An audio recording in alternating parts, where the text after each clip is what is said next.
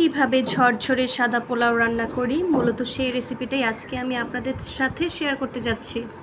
So hello everyone, আসসালামু আলাইকুম। কেমন আছেন সবাই? আমি সুইটি ব্লগ চলে আসছি আরও একটি নতুন ভিডিও নিয়ে। আশা করছি আমার আজকের ভিডিওটি আপনাদের সবার কাছে ভালো লাগবে। আর যদি ভালো লেগে থাকে প্লিজ অবশ্যই লাইক কমেন্ট শেয়ার করবেন। আর যদি ভিডিওতে অ্যাড আসে তাহলে অ্যাড স্কিপ করবেন না প্লিজ। আবার বললাম, সো অনেকে আছে পোলাও রান্না করতে গেলে কনফিউজডে পড়ে যায়। সো আমি আশা করছি আমার আজকের ভিডিওটি দেখলে অনেক ইজি হয়ে যাবে ঝরঝরে পোলাও রান্না করাটা। মূলত আজকে আমি 1 কেজি চালের পোলাও রান্না করব। সো প্রথমেই আমি চালটাকে মেপে নিচ্ছি একটি মাগের সাহায্যে।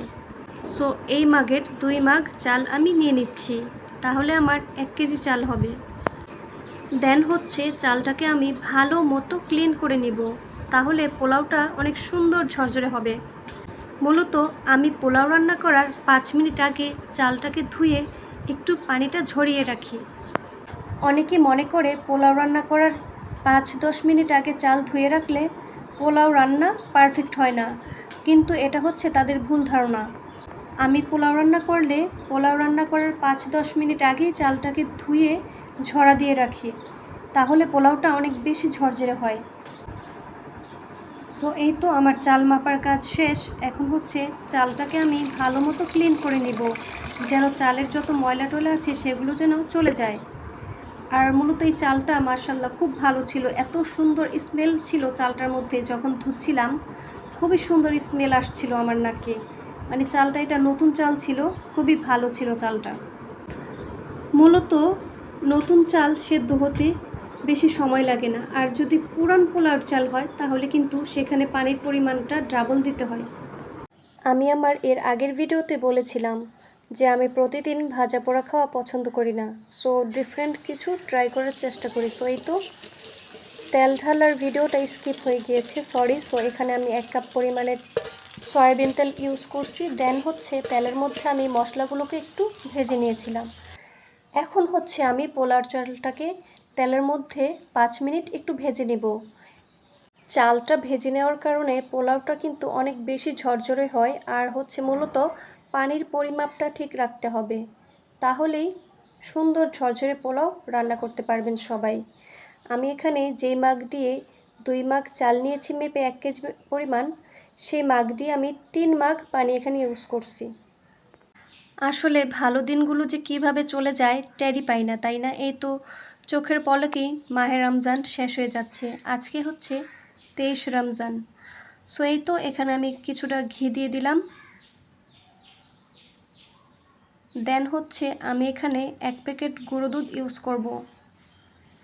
এখন হচ্ছে এটাকে আমি একটু ভেজে নিচ্ছি।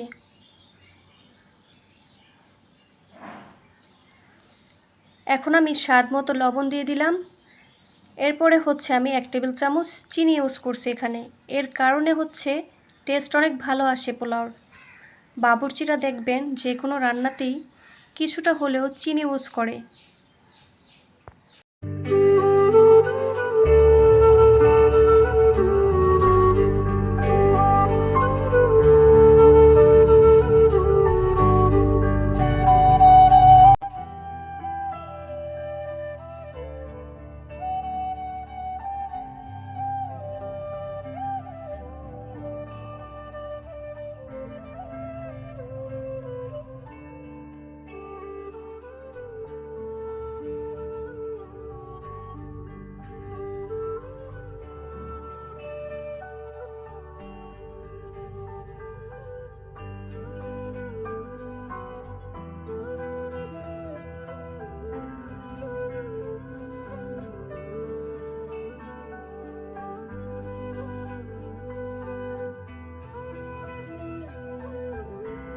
প্রিয় দর্শক, আমার আজকের ভিডিওটি আপনাদের কাছে কেমন লেগেছে সেটা অবশ্যই একটি ছোট্ট কমেন্ট করে আমাকে জানাবেন। আর প্লিজ একটি শেয়ার দিয়ে দিবেন। একটি শেয়ার দেওয়ার কারণে আমার ভিডিওটি অন্য আরেকজনের কাছে পৌঁছে যাবে। সো এই তো এখন আমি হচ্ছে ডিম ভুনা করব। প্রথমেই আমি বেশ কিছুটা পেঁয়াজ কুচি দিয়ে দিয়েছি, এরপরে হচ্ছে কাঁচামরিচ কুচি। দেন হচ্ছে আমি এক এক করে সব মশলাপাতি এখানে দিয়ে দেব পেঁয়াজটা যখন ভাজা ভাজা হয়ে যাবে।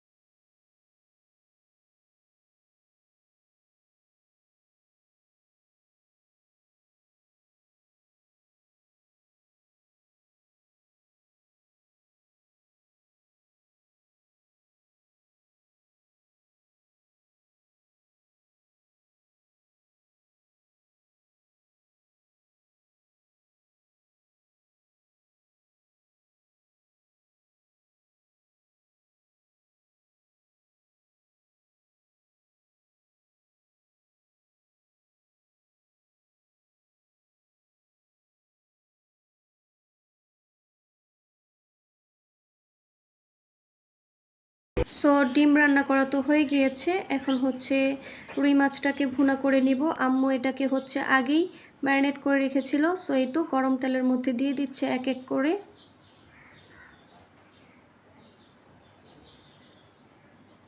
আমরা হচ্ছে এই মাছটা যখন ব্রাউন কালার হয়ে আসবে তখন হচ্ছে মাছটাকে আমরা উঠিয়ে নেব।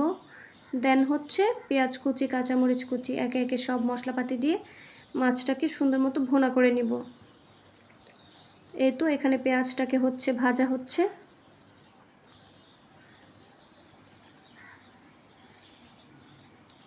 প্রিয় আপুরা, তোমরা কিভাবে রুই মাছ রান্না করে খেতে পছন্দ করো সেটা অবশ্যই আমাকে কমেন্ট করে জানাবা। সো এই তো একে একে সব মশলাপাতি দিয়ে দিচ্ছে আম্মু। এখন হচ্ছে এখানে টমেটো দিয়ে দিবে। দেন হচ্ছে মাছটাকেও কিছুক্ষণ পর দিয়ে দিবে। এরপরে হচ্ছে ঢাকা দিয়ে দিব। মাছটা পুরোপুরি রান্না হওয়ার আগ পর্যন্ত ওয়েট করব আমরা সবাই। সো এই তো পানি দিয়ে দিল। সো আজকের মতো এখানেই বিদায় নিচ্ছি। Tata and take care. সবাই ভালো থাকবেন, সুস্থ থাকবেন। আল্লাহ হাফিজ।